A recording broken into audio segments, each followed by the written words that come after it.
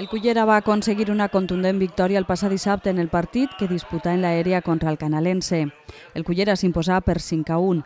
Amb este triomf i la derrota del Sueca, el Cullera aconsegueix en esta jornada mantindre's en la quarta posició. Un partit que a priori semblava molt competitiu. Així ens ho comentava el vicepresident del club a l'inici del partit. Bueno, el Cullera avui anem a jugar contra el Canalense, que és un del segon equip de la població de Canals, té dos equips, i este pareixia que era inferior, però enguany va davant del primer equip del Canals. I espera que serà un partit molt competitiu avui.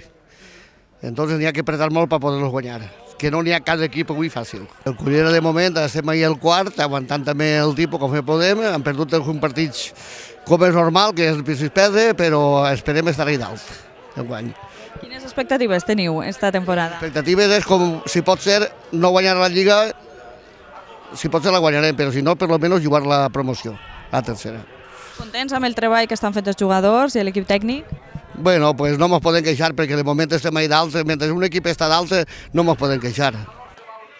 El partit es posa de cara al Cullera des dels primers minuts. El golejador Guillem va obrir el marcador amb un penalti i a la mitja hora tornava a marcar, encarrilant així el triomf de l'equip.